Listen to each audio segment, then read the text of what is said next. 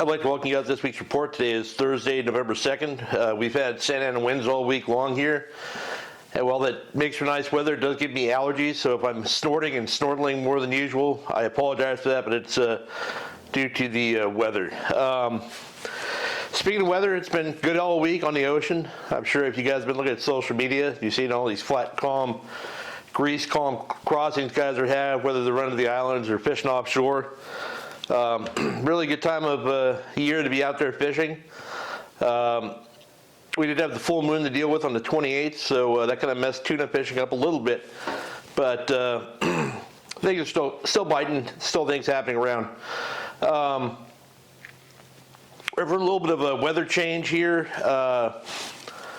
Tomorrow, Friday, Saturday, and Sunday is going to be nice weather in most areas. I only say most because the Channel Islands, northern Channel Islands, are getting a little bit of wind each afternoon, but it's not a lot. I mean, it's not bad. It's certainly fishable for sport boats, private boaters. If you want to run to Miguel or Rosa or something like that, you'll be fine. Just try and get off the island by noon or 1 o'clock, and you shouldn't have any problem at all. It should be a beautiful day up there. And actually, this is the time of year that I usually love going up there, except now we can't fish any shallower than 300 feet, and it takes a lot of the fun out of it for me. So I'm hoping that we have some good weather in April when it opens back up. So as far as the rock fishing goes up there, it looks like it's pretty easy limits. Some nice reds, lingcod, all the other assorted fish. But like I said, you have to be over 300 feet of water. So a lot of these boats are starting fishing shallow and then going deep. I know the Aloha Spirit's been doing that, getting some nice sheephead and whitefish and stuff, and then going out deeper. A lot of lingcod being caught up there by the boats out of Santa Barbara. I know the Stardust and I think the Coral Sea was on it. But yeah, you can't go wrong going on a full day boat up there. Whatever landing you go out of, right now you'll have good fishing. Closer to home here, I didn't fish this week. I'm actually having my getting a new trailer for my boat, and I had to drop it off at West Coast Trailers on Tuesday. I'm going to pick it back up tomorrow. And I'm going to tell you guys, if you have a private boat, do yourself a favor and take care of your trailer. I never did. And I'd rinse it off once in a while after I fish, not always, never after I launch. And after 8 or 9 years of pretty heavy use, I had to replace it, and that's a good size investment. It's probably close to 10 grand to get a new trailer. So you know, Jimmy got a new trailer about 6 years ago, and what he does is the minute he launches his boat, he goes and rinses his trailer off at the washdown before we go fishing, and then the minute he pulls out, he rinses his trailer off again along with the boat. And I'll tell you what, that trailer, even though it's 6 or 7 years old, looks brand new. Mine looked like something out of Sanford and Son. There's a reference for some of the older guys that like me. But yeah, so hoping to pick it up tomorrow and get out and do some fishing this weekend. Might fish Saturday and Sunday, not sure yet. But you know, so we're talking about reports. I didn't fish, but my friends from Kicker Fishing went out and fished PV the other afternoon. They had some really good fishing for calico bass. Got some nice fish, and they went and fished the breakwall. And you know, it looks like they had like 100 and something fish for 3 guys in the afternoon and evening, which makes for pretty good fishing right there. You know, it's until that water temp drops significantly along the coast, you can expect that fishing to continue well into this month and even next month potentially. You know, my friend Cody Smith's been sending me reports, and I keep forgetting about him over the last few weeks, and I apologize for that. But, you know, this is a young guy. Him and his wife have a new family, and squeezing in time to fish wherever they can. They've been doing really well on halibut locally here, and had some nice legals the other day. You know, I know the boat, there's a charter boat at Dana Point running halibut trips. They're getting them pretty regularly as well. So if you got a favorite halibut spot, might go check it out this weekend. But you know, Cody's also been fishing off the beach when he can and hammering those nice big spotties. And you know, I don't know the name of this jig these guys are fishing, but there's a picture of it in this spot. He's got this little flat fall type jig for spotted bay bass. The guys are absolutely roping them on. And I'll try to get the name of that and give it to you guys next week. I know Jimmy Decker fished that during a Balboa Angling Club tournament and had good results on it as well. So just a little something different to try if you're looking for an alternative way to fish there. The only thing worth mentioning on the beach other than that is the yellows that are biting down in San Diego. It's been 3 or 4 days since they were caught down there. I'm assuming those fish are associated with squid. I know the half-day boats get them now and then. Probably happened around that full moon. I don't know if they're down there right now or not, but you know, it's worth a shot. If you're down there bass fishing, take a look around in the morning, maybe look for bird schools and stuff like that. You might get lucky in a nice big yellow. Yeah, like I said, it's really all that I have to report for inshore stuff right now. Rockfish up north, bass biting on the beach, you got a shot of yellows down south, but it's pretty unexciting, really. What is exciting is the swordfish are biting again. And when I say again, what was it, 5-6 years ago, we had a really good bite for the deep drop guys. We're really loading up on the swordfish. And in the last few years, it's kind of slowed down. Cycle change, something was different. There were still fish being caught, but not anywhere near the numbers they were before. But that seems to be back on an uptick right now.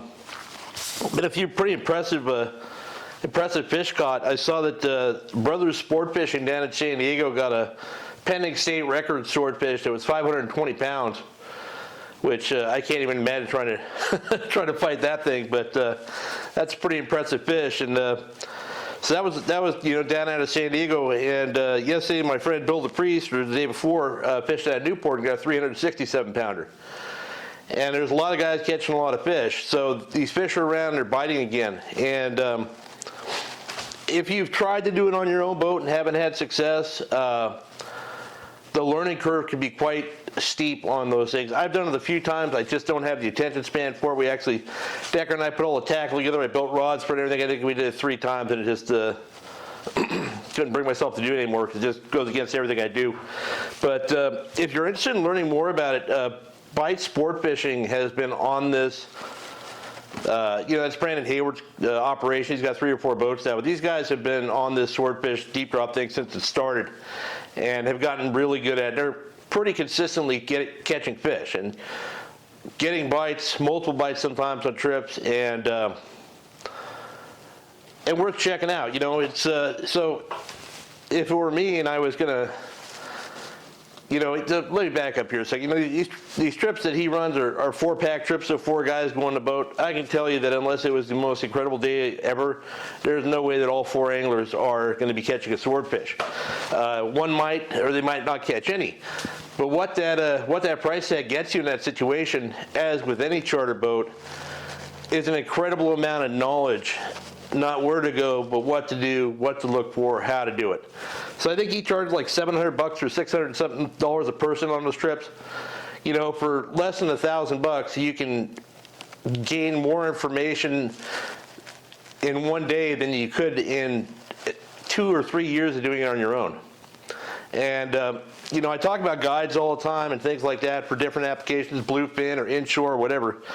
This sword fishing thing, it's just a giant question mark, and it's just, there's so much area that these fish can be in, and they're so spread out, and the conditions are so variable, and if you don't know exactly what you're looking for, and it takes a long time, it's not a fishery where you can just run around and try different stuff. So, you know, you're committing an hour or more every time you drop down a bait, and that's complete time vampire if you're dropping in the wrong spot or don't know what you're doing. So anyway, you know, check out Bight Sport Fishing. I know they have a trip Sunday out of Fisherman's Landing with spots available, and yeah, for any of the operations, I don't know who's running trips right now or not, but I talked to Brandon this morning, so I thought I'd pass that along to you guys. You know, offshore, the tuna is still biting. There's also some yellowtail on kelp patties in Dorado. It's not nearly as good as it was. And the areas that we're holding fish are starting to condense. I know a lot of the yellowfin and stuff like that has slid back down the line. And the areas up here still have bluefin, mostly with some yellowfin. Full day boats, I know the San Diego out of Seaforth is still going and catching fish. I know there's some overnight boats running trips. I think the Tribute and one of the other boats went out this week and caught fish. Private boaters still getting them too. I talked to my buddy Jonathan who went out either yesterday or the day before and Drove around all day, found one spot of tuna. I've got one cast on them with a Usuri hydro minnow. Got bit on his first cast and had the hook pull on a 100-pound class fish at color. And it was interesting, he kind of told me where he was. I'm not going to share his information, but I looked at the SST chart for yesterday's on fish dope.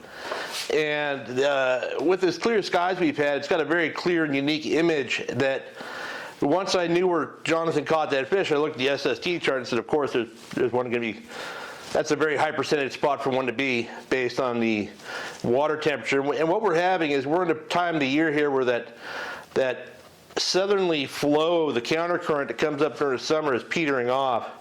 That's why some of those fish, like the yellowfin, this is my impression of it, I'm no marine biologist, but they start to slide back down the line because that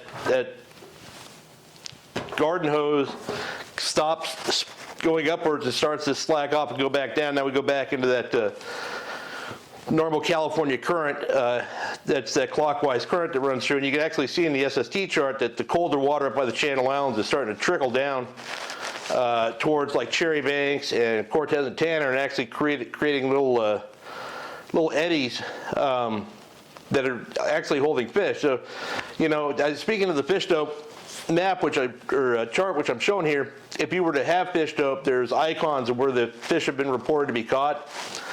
I'm not allowed to show that. I don't work with fish dope, although they are owned by BDOutdoors. Those fish are in such predictable spots that you can look at, wow, so there's this eddy right here and there's fish here, but due to lack of traffic, there's another eddy that's about 5 miles away. I can almost guarantee you there's fish here as well. There's just nobody there catching them. So that's something to keep in mind with that stuff. And the water's not that warm anymore. You can see it's in the mid-60s, but these fish are still around. And what's going to happen is this area of warmer water, as long as we have stable weather like this, we'll just move around. It'll get more affected by the currents. It will shift on a daily basis. I mean, we've had years we were catching yellowfin in December on the same schools that were here the whole time, but they were moving around with that patch of warmer water, wherever the current was pushing the stuff around, and the bait was gathering up on it. So at this time of year especially, if you're a private boater and you want to go offshore fishing, I would watch, let's say you're going to go next Saturday, a week from this Saturday. I would look at the SST chart every single day and the chlorophyll chart and see where those edges are moving and how that stuff is shifting. And just compare them side by side, because that's going to tell you where those fish are going. The fish are in this bubble of warmer water. There's cooler water below them. There's cooler water outside of them. As long as there's bait fish here, there's no reason for those fish to leave. And that's kind of what's happened in previous years, especially during the El Nino cycle we had. But what's going to happen eventually is we're going to get some northwest winds, and it's going to blow that colder water from the Channel Islands down and in, and that's going to wash out those areas, and then those fish are just going to follow that current, which is now coming down the coast, back down into Mexico until they find that warm water again. So it's just all stuff to think about, really. If you're not a Fish Dope member, it sounds like I'm here selling things today. I'm not really. For me, I have fish dope because it kind of tells me where not to go with other boats and stuff, but it also is a very valuable tool when you could say, hey, the boat's caught fish here. Let me look at what the conditions were. Now, where else can I go and find similar conditions? So it's a good tool to work around if you don't follow it religiously, like a lot of the guys make the mistake of doing. But yeah. That's about it. Getting my new trailer, excited about that. I'm having finally get my knee replaced on the 18th, so I might miss a week of reports around Thanksgiving, but hopefully we'll be back real quick with that. So I'm gonna try and fish my brains out until then. And yeah, I hope you guys all have a great weekend, and good luck if you fish.